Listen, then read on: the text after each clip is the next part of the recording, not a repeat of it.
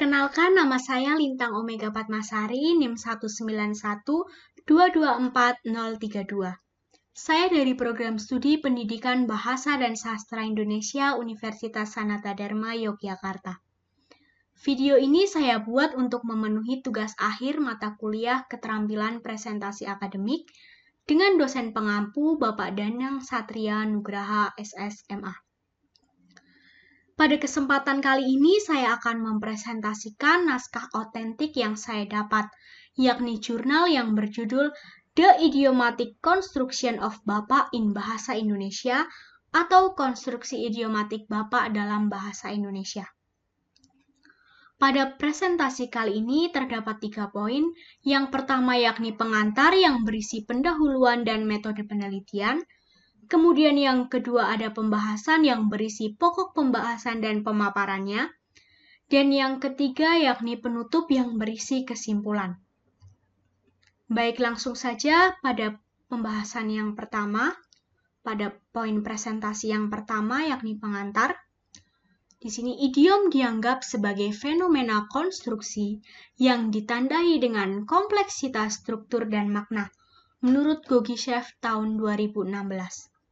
Sedangkan konstruksi merupakan multi-word ekspresi atau ekspresi multikata, menurut K. Brekele and Sack tahun 2014.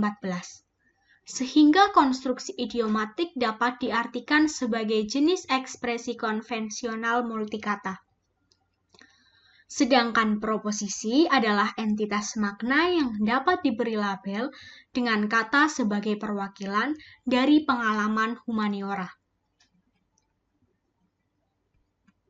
Kemudian metode penelitian yang digunakan dalam naskah otentik yang saya dapat, yang berjudul The Idiomatic Construction of Bapak in Bahasa Indonesia atau Konstruksi Idiomatik Bapak dalam Bahasa Indonesia, yang ditulis oleh Bapak Danang Satria Nugraha SSMA, ada 3 metode penelitian.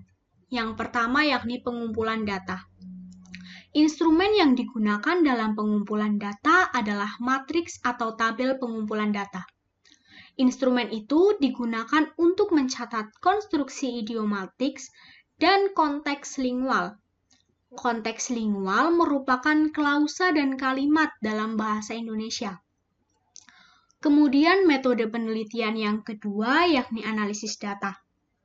Analisis data dilakukan dalam 3 langkah, yaitu mereduksi data berdasarkan aspek validitas, kemudian mengidentifikasi konstruksi idiomatik berdasarkan elemen penyusunnya, dan terakhir mengidentifikasi jenis proposisi yang digunakan dalam konstruksi idiomatik Bapak.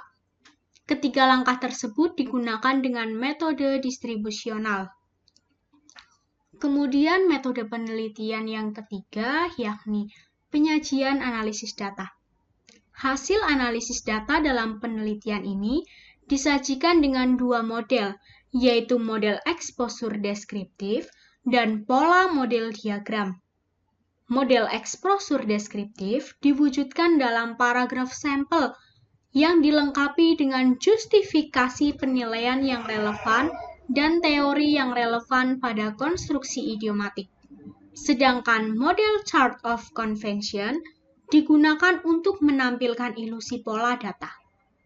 Ketiga tahap penelitian tersebut dilakukan secara berurutan untuk mengidentifikasi dan mendeskripsikan konstruksi Bapak dalam bahasa Indonesia. Kemudian kita masuk ke pokok pembahasan. Pokok pembahasan yang pertama yakni pola pembentukan idiomatik pada Bapak, dan pokok pembahasan yang kedua yakni jenis proposisi sebagai struktur semantik. Yang pertama yakni pola pembentukan idiomatik pada Bapak. Pola yang pertama yakni pola Bapak plus N, dan pola yang kedua yakni pola Bapak plus N plus N. Kita bahas pola yang pertama terlebih dahulu, yakni pola Bapak plus N. Dalam pola ini, N mengacu pada nomina atau kata benda dalam bahasa Indonesia. Pola ini juga diklasifikasikan sebagai pola yang sering ditemui. Secara khusus, pola ini membentuk konstruksi idiomatik yang utuh dan independen. Di sini contohnya yakni, bahkan Bapak rohani saya yakin bahwa. Saya menggarisbawahi di sini frasa Bapak rohani. Kata Bapak berkedudukan sebagai Bapak, dan kata rohani berkedudukan sebagai nomina. Kemudian pola yang kedua yakni pola Bapak plus N plus N. Pola ini memiliki variasi Bapak plus N plus adjektiva. Di sini saya mengambil contoh, Frederick Taylor disebut Bapak Manajemen Ilmiah. Di sini saya menggarisbawahi frasa Bapak Manajemen Ilmiah. Kata Bapak berkedudukan sebagai Bapak, kata manajemen berkedudukan sebagai nomina, dan kata ilmiah berkedudukan sebagai adjektiva. Kemudian ada jenis proposisi sebagai struktur semantik. Ada 3 jenis proposisi. Yang pertama yakni orang yang dipandang sebagai orang tua atau orang yang dihormati sebagai pelindung. Yang kedua, orang yang menjadi pemimpin atau perintis jalan. Dan yang ketiga, pejabat atau dalam suatu struktur. Jenis yang pertama yakni orang yang dipandang sebagai orang tua atau orang yang dihormati sebagai pelindung. Di sini Sukhovaki berpendapat sudah menjadi rahasia umum bahwa bentuk idiom secara sewenang-wenang terkait dengan maknanya. Selain itu, Lia dan Sportlader menyatakan apakah kejadian tertentu dari ekspresi yang berpotensi ambigu memiliki makna literal atau non-literal harus disimpulkan dari konteksnya atau klasifikasi idiom berbasis token. Secara singkat, dapat disimpulkan bahwa konteks kalimat merupakan kunci dalam memahami konstruksi idiomatik yang dimaksudkan untuk diatur secara sewenang-wenang. Di sini contohnya yakni mereka juga menganggapnya sebagai bapak bangsa Arab melalui anaknya Ismail. Kemudian yang kedua yakni orang yang menjadi pemimpin atau perintis jalan. Proposisi ini cenderung lebih sering digunakan dalam bahasa Indonesia. Namun perlu dicatat bahwa pada proposisi jenis ini kata-kata tidak memiliki arti, tetapi merupakan isyarat kepada makna. Di sini contohnya yakni Hippocrates, dia adalah bapak ilmu kedokteran. Kemudian jenis yang ketiga yakni pejabat atau dalam suatu struktur.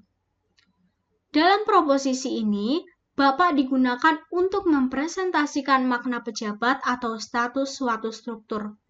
Contohnya yakni ada dukungan dari Bapak Presiden Republik Indonesia. Kesimpulan yang didapat dari presentasi kali ini yakni konstruksi idiomatik Bapak dalam bahasa Indonesia terdapat 2 pola, yakni pola Bapak plus N dan pola Bapak plus N plus N. Selain pola, terdapat juga jenis proposisi yang melekat pada konstruksi idiomatik Bapak, yaitu orang yang dipandang sebagai orang tua atau orang yang dihormati sebagai pelindung, orang yang menjadi pemimpin atau perintis jalan, pejabat atau dalam suatu struktur. Sekian presentasi yang dapat saya sampaikan. Mohon maaf apabila ada kesalahan. Semoga apa yang saya sampaikan dapat bermanfaat. Terima kasih.